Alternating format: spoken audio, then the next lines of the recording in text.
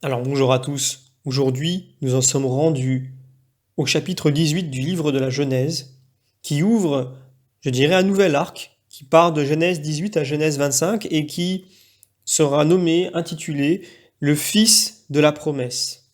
Donc nous allons voir aujourd'hui la première moitié du chapitre 18 du livre de la Genèse, qui concerne l'apparition aux chênes de Mambré. Alors comme toujours, avant de démarrer, nous tenons à remercier les éditions Mediapol qui nous ont mis à disposition des textes de la Bible chrétienne, donc commentés, afin que nous puissions faire ces vidéos. Vous pourrez trouver le lien notamment dans la description. Et comme toujours, nous souhaitons mettre entre les mains de Dieu cette séance afin qu'il nous guide toujours vers une intelligence des Saintes Écritures qui augmente notre amour pour lui et notre amour, l'amour de notre prochain à cause de lui. Donc nous commençons avec un Notre Père. Notre Père, qui êtes aux cieux, que ton nom soit sanctifié, ton règne vienne, que ta volonté soit faite sur la terre comme au ciel. Donne-nous aujourd'hui notre pain de ce jour. Pardonne-nous nos offenses, comme nous pardonnons aussi à ceux qui nous ont offensés, et ne nous laisse pas entrer en tentation, mais délivre-nous du mal. Également, nous pouvons nous remettre à la bienveillance de notre Mère, la Sainte Vierge Marie. Je vous salue Marie, pleine de grâce, le Seigneur est avec vous. Vous êtes bénie entre toutes les femmes, et Jésus, le fruit de vos entrailles, est béni. Sainte Marie, Mère de Dieu, priez pour nous pauvres pécheurs, maintenant et à l'heure de notre mort. Amen. Également, nous remettons entre les mains du Saint-Esprit nos erreurs, les erreurs de lecture, les erreurs de compréhension, les erreurs qu'il peut y avoir dans notre cœur.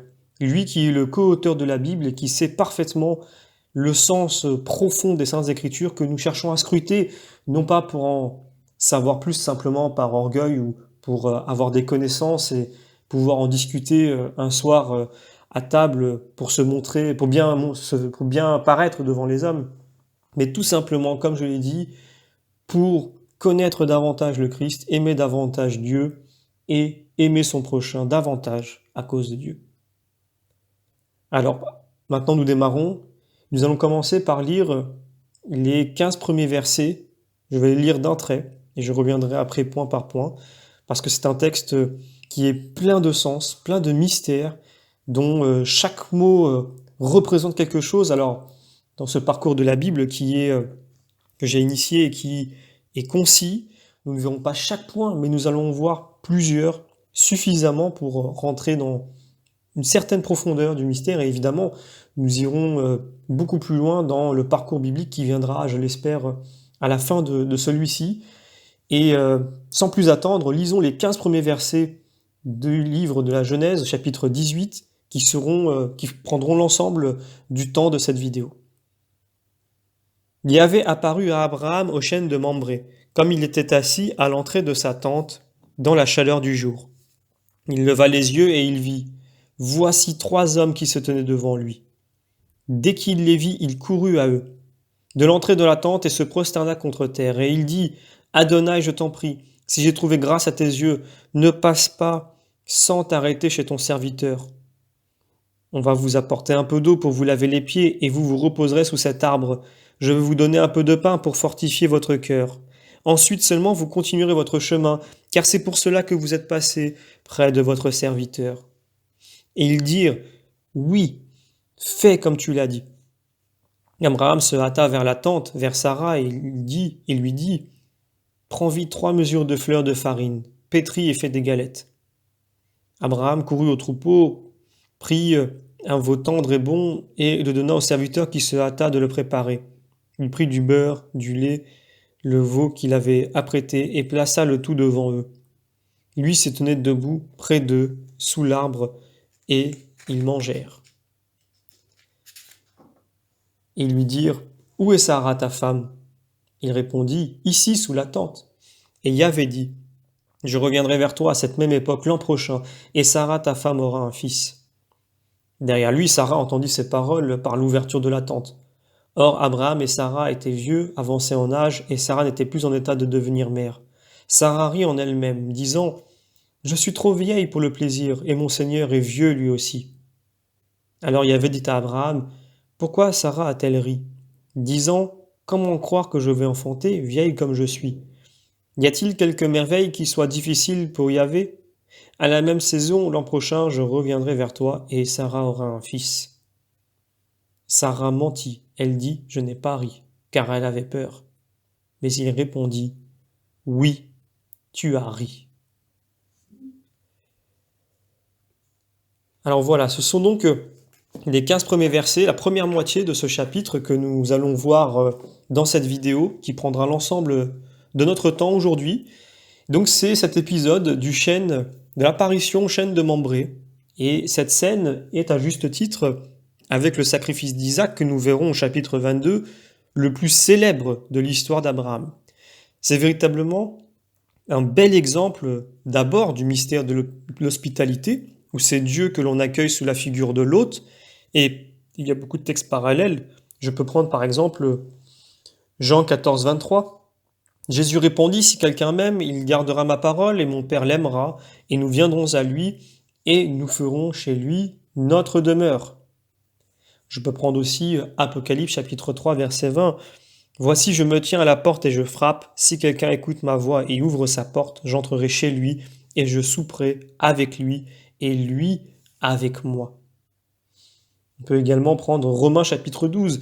Ne soyez pas timides dans votre zèle, mais plutôt bouillonnant par la ferveur de l'esprit. C'est le Seigneur que vous servez. Réjouissez-vous dans l'espérance, soyez patients dans la tribulation, persévérez dans la prière, communiez aux besoins des saints, soyez empressés à l'hospitalité. Et on peut aussi prendre Hébreux chapitre 13. N'oubliez pas l'hospitalité, car grâce à elle, plusieurs, sans le savoir, ont accueilli des anges. Alors voilà, nous avons pris déjà plusieurs textes, et ce passage du livre de la Genèse, on voit que Dieu s'y révèle si bien que la tradition chrétienne s'est plu à y voir une image de la Trinité, à juste titre. Une annonce aussi de l'incarnation et une figure de notre union à Dieu. Pour cela, prenons des commentaires notamment de saint Ambroise, qui disait: Abraham, prompt à recevoir ses hôtes, plein de foi en Dieu, plein de zèle pour servir, vit en figure la Trinité, recevant 3 personnes, adorant un seul Dieu. Respectant la distinction des personnes, il s'adresse à un seul Seigneur. Nul ne le lui avait enseigné, mais la grâce parlait en lui. Ce qu'il n'avait pas appris, Abraham le crut, et mieux que nous qui l'avons appris. Donc c'est également le célèbre adage de la liturgie, Tres vidit unum adoravit. Prenons maintenant un commentaire de saint Hilaire. Dieu parle à Abraham, lui promet que Sarah enfantera. Ensuite, 3 hommes se présentent devant lui. Il adore un seul et le confesse Seigneur. Et ce Dieu précisément qu'Abraham a confessé promet qu'à la même saison il reviendra, et dit à Abraham que Sarah aura un fils. Cet homme qu'Abraham a vu, il l'adore comme Seigneur. Il reconnaît là en effet le mystère de l'incarnation future. Et une foi si admirable n'est pas restée sans témoignage, car le Seigneur a dit dans l'Évangile, notamment en Jean chapitre 8, Abraham, votre père, a tressailli en espérant qu'il verrait mon jour. Il l'a vu et a été comblé de joie. Abraham a vu un homme. Cet homme promet qu'il reviendra à la même saison. Regarde maintenant l'effet de la promesse et souviens-toi que c'est un homme qui a promis. Que dit l'Écriture? Et le Seigneur visita Sarah. Cet homme est donc le Seigneur, accomplissant ce qu'il a promis. Et ensuite, et Dieu fit à Sarah comme il avait dit. On l'appelle homme quand il parle, Seigneur quand il visite, et Dieu quand il accomplit. Tu sais bien qu'un homme a parlé puisqu'Abraham l'a vu et entendu. Et comment ignorer qu'il est Dieu, quand la même écriture qu'il avait appelé homme le confesse Dieu? Car il est écrit, Sarah conçut et enfanta un fils à Abraham dans sa vieillesse. Mais l'homme a dit qu'il reviendrait. Crois qu'il est homme, celui qui est venu, mais qu'il est en même temps Dieu et Seigneur. laisse-toi enseigner la foi. C'est le Seigneur Dieu qui est venu pour que Sarah conçoive et enfante. Dans la puissance de Dieu, l'homme a parlé. Dans l'efficacité de Dieu, Dieu s'est manifesté. Donc il se montre Dieu aussi bien quand il parle que quand il agit. Des 3 hommes qu'Abraham a vus, 2 s'en vont. Mais celui qui reste est Seigneur et Dieu. Et non seulement il est Seigneur et Dieu, mais il est encore juge. Car dans la suite du récit, Abraham se tenant devant le Seigneur dit « Non, tu ne feras pas cela, de tuer le juste avec l'impie, et que le juste ait le même sort que l'impie, jamais.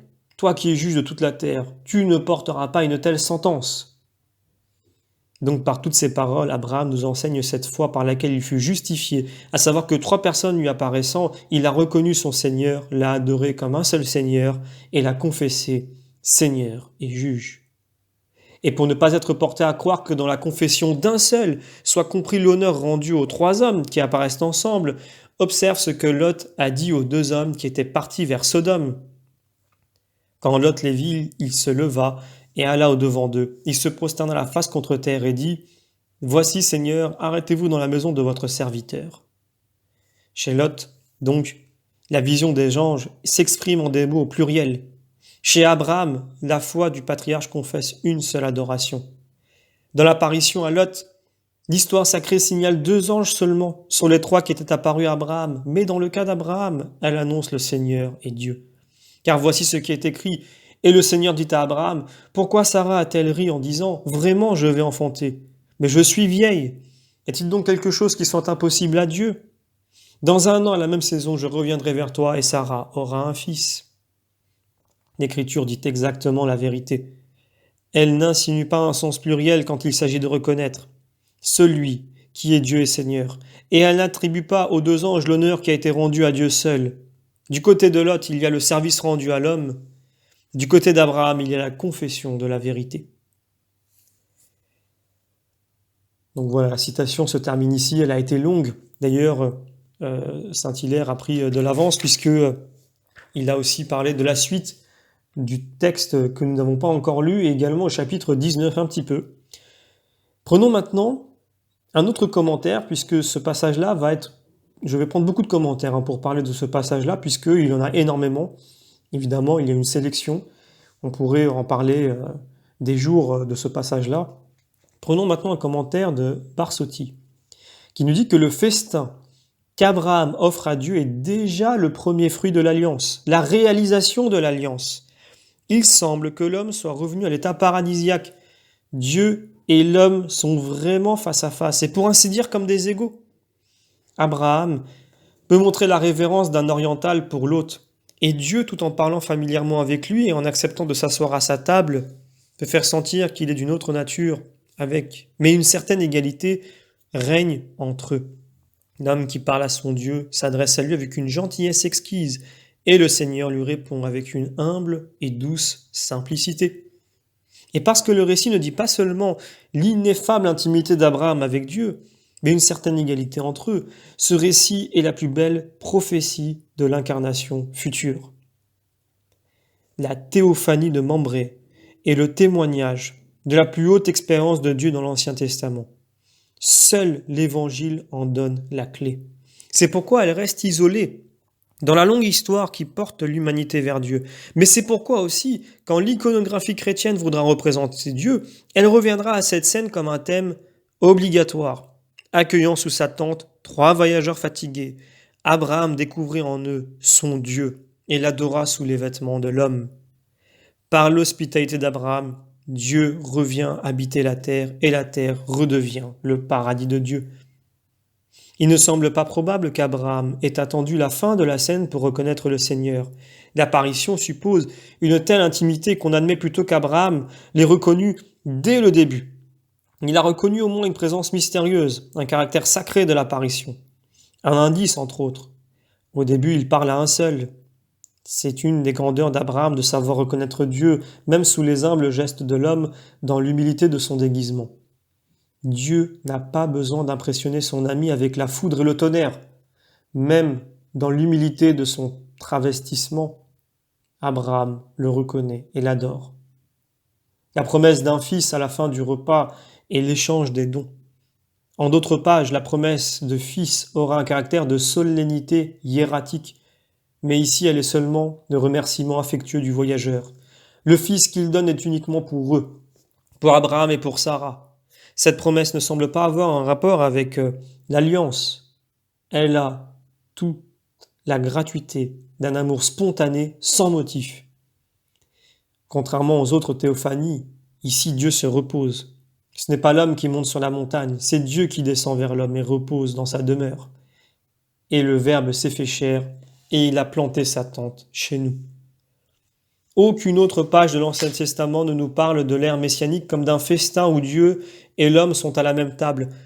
Mais quand Dieu se fait homme, il prend aussi l'image d'un festin pour révéler la tendresse de son cœur divin. L'apparition de Dieu près du chêne de Mambré est la plus pure figure de ce que sera l'ère messianique, où Dieu et l'homme vivront une même vie. Il y a une différence. Ici, ce n'est pas Dieu qui prépare le festin. Dieu a voulu accepter d'Abraham nos pauvres choses, notre pauvre richesse, pour ensuite nous donner en échange la sienne.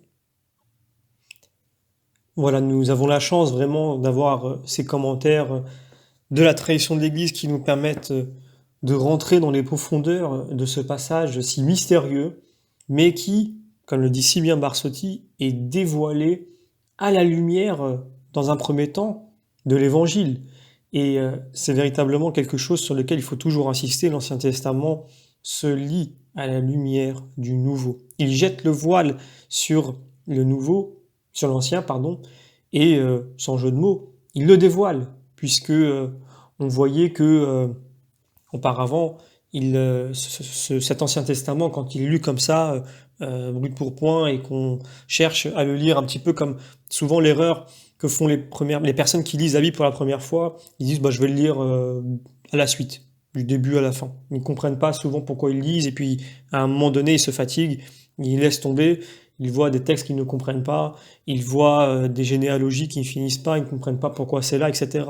Si on lit l'Ancien Testament seul, comme un livre classique, on a 9 chances sur 10 de laisser tomber trop vite parce que on ne comprend pas le sens, on ne voit pas d'intérêt.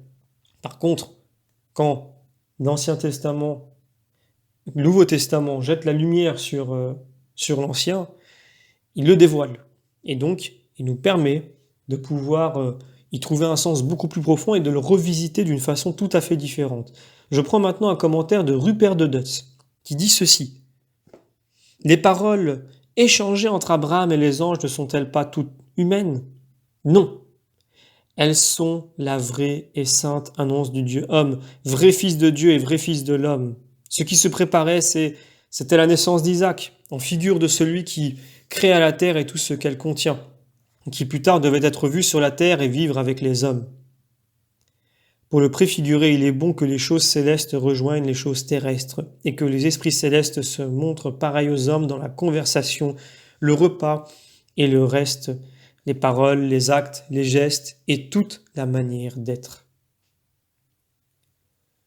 Prenons maintenant un commentaire de Laurent Bouillet, qui dit ceci. À travers les récits de la Genèse, il est un trait commun qui devrait frapper aussitôt, c'est que Dieu, implicitement ou explicitement ici, quand il apparaît, nous fait sous forme humaine. Celui qui se promène vers le soir au jardin d'Éden, celui qui ferme du dehors la porte de l'arche quand Noé est entré, est évidemment envisagé sous des traits humains, tout comme les trois qu'Abraham a vus.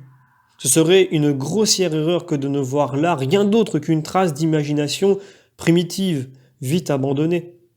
La vision divine la plus grandiose, la plus cosmique, la plus spiritualisée aussi de l'Ancien Testament, celle d'Ézéchiel, comporte en son centre, dans l'éclat du feu insoutenable regard mortel, sur la ressemblance d'un trône, comme une figure d'homme.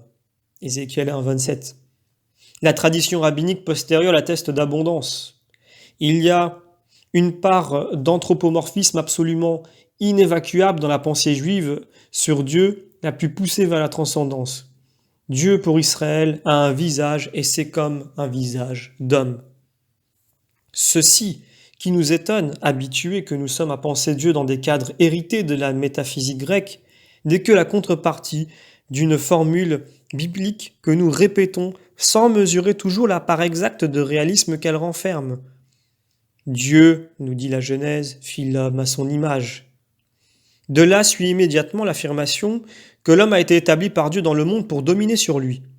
Mais ce serait une grave erreur de réduire le premier verset à ce que nous dit le second. Le second, pour l'écrivain biblique, n'est qu'une conséquence du premier. C'est parce que l'homme ressemble à Dieu que la domination sur le cosmos lui appartient tout naturellement. Et il est tout à fait contraire à la mentalité biblique que de vouloir spiritualiser cette expression de ressemblance. Si par spiritualiser on entend, à la grecque, quelque chose qui va de pair avec abstraire. Certes, c'est une question d'esprit avant tout que cette ressemblance. Mais il ne faut pas oublier que l'esprit dans la Bible reste le souffle de vie que nous voyons justement dans le second récit de la Genèse. Dieu insufflé de sa propre bouche dans les narines de l'homme. C'est à la condition de garder présent à la pensée ce réalisme si hardi que l'on comprend aussi le lien si étroit dans la Bible entre parole et esprit, notamment dans les textes sur la création. En retour, on comprend après cela que la mystique paulienne de la nouvelle création se traduise dans la seconde épître aux Corinthiens par ces extraordinaires déclarations. Nous tous, le visage découvert, réfléchissant comme dans un miroir, la gloire du Seigneur, nous sommes transformés en la même image de plus en plus radieuse, comme par le Seigneur qui est esprit. Une telle phrase, une telle idée, née d'elle-même dans le climat spirituel si proprement biblique que nous essayons en ce moment de trouver.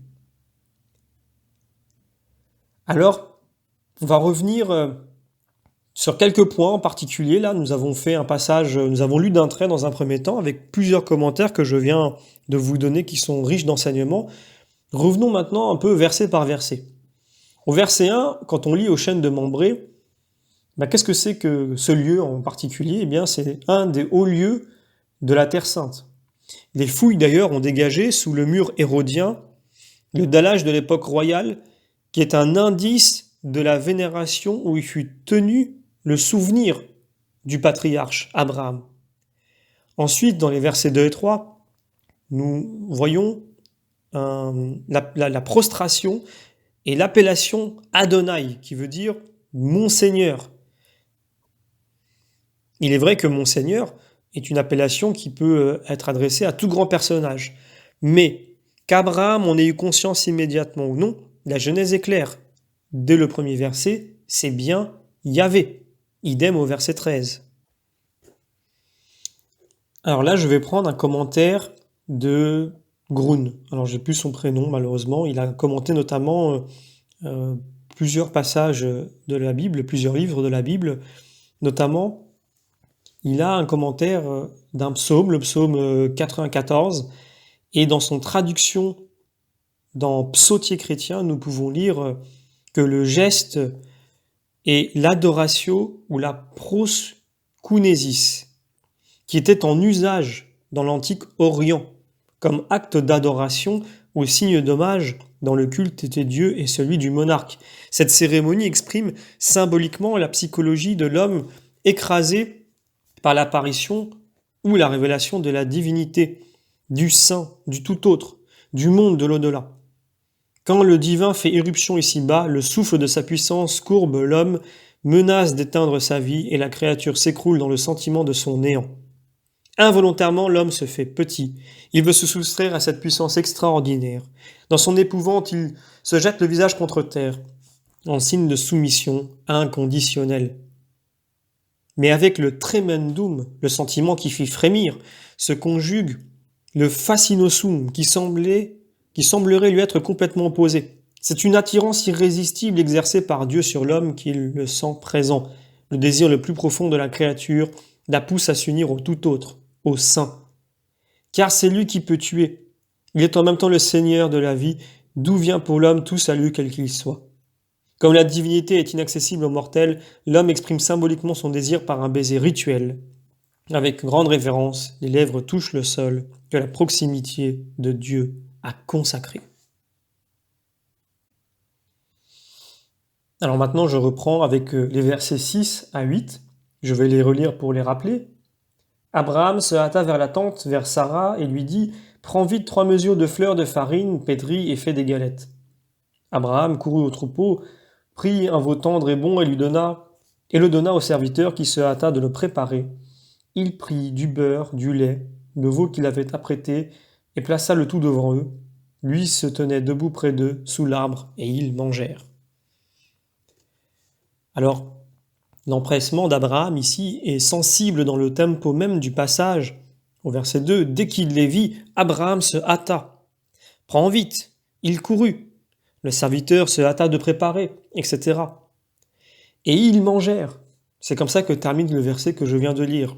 D'où l'importance du repas, depuis le péché originel jusqu'à la scène et au festin des paraboles évangéliques sur le paradis. Ensuite, je reprends les versets 9 à 15. Pareil, je vais les relire pour rafraîchir notre petite mémoire. Ils lui dirent « Où est Sarah ta femme ?» Il répondit « Ici sous la tente. » Et Yahvé dit « Je reviendrai vers toi à cette même époque, l'an prochain, et Sarah ta femme aura un fils. » Derrière lui, Sarah entendit ces paroles par l'ouverture de la tente. Or Abraham et Sarah étaient vieux, avancés en âge, et Sarah n'était plus en état de devenir mère. Sarah rit en elle-même, disant « Je suis trop vieille pour le plaisir, et mon Seigneur est vieux lui aussi. » Alors Yahvé dit à Abraham « Pourquoi Sarah a-t-elle ri, disant « Comment croire que je vais enfanter, vieille comme je suis ? Y a-t-il quelque merveille qui soit difficile pour Yahvé ? À la même saison, l'an prochain, je reviendrai vers toi, et Sarah aura un fils. » Sarah mentit et elle dit « Je n'ai pas ri. » Car elle avait peur, mais il répondit « Oui, tu as ri. » Alors, on peut se demander, mais pourquoi est-ce que Abraham et Sarah se mettent-ils à rire ? Est-ce par incrédulité ? Non. Inspiré par Dieu, saint Paul nous assure d'Abraham, il ne faiblit pas dans sa foi. Confronté à la promesse de Dieu, il ne se défia pas, ne douta pas. Au contraire, sa foi grandit d'autant plus, et par là, il rendit gloire à Dieu. Romains chapitre 4. Autre traduction possible de la fin du verset 20, que je viens de lire pour Romains chapitre 4, il se fortifia par la foi, ou mieux encore, sa foi l'emplit de puissance. De son côté, l'épître aux Hébreux garantit aussi la foi de Sarah, puisqu'en lisant, par la foi, il lui fut donné d'être féconde en dépit de son âge, parce qu'elle crut à la fidélité de celui qui avait promis. Alors pourquoi a-t-elle ri ? Eh bien parce que c'est trop beau. On ne peut rester de sang-froid devant une promesse qui comblerait nos vœux même de l'impossible. Ultime tremblement de l'espérance.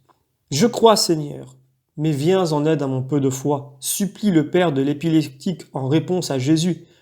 Tout est possible à celui qui croit.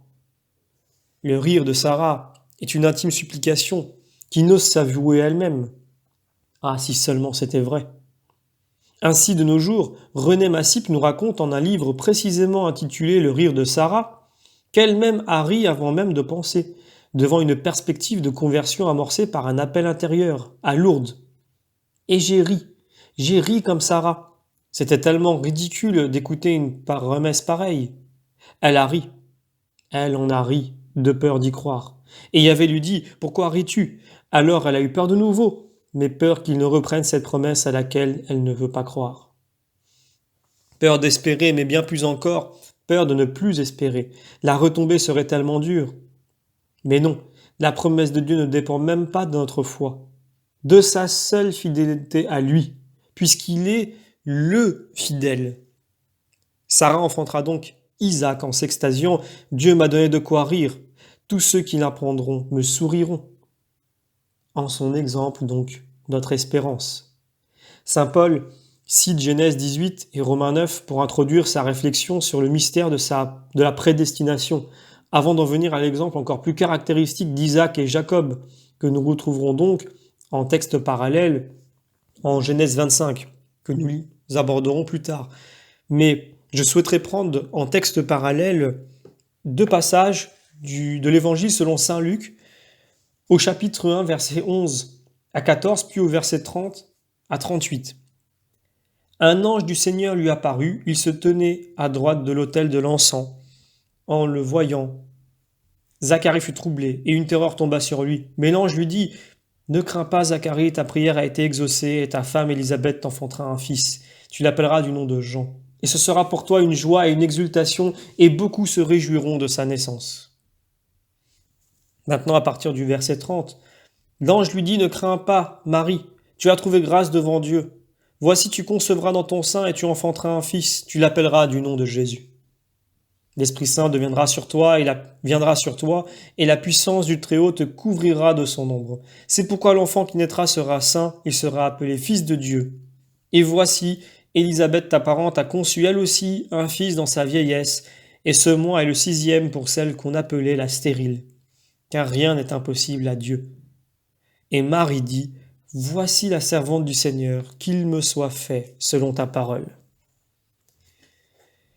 Alors, on peut dire un peu que, comme par un fait exprès, à chaque fois que Dieu se prépare à un élu, il l'attend d'une femme stérile.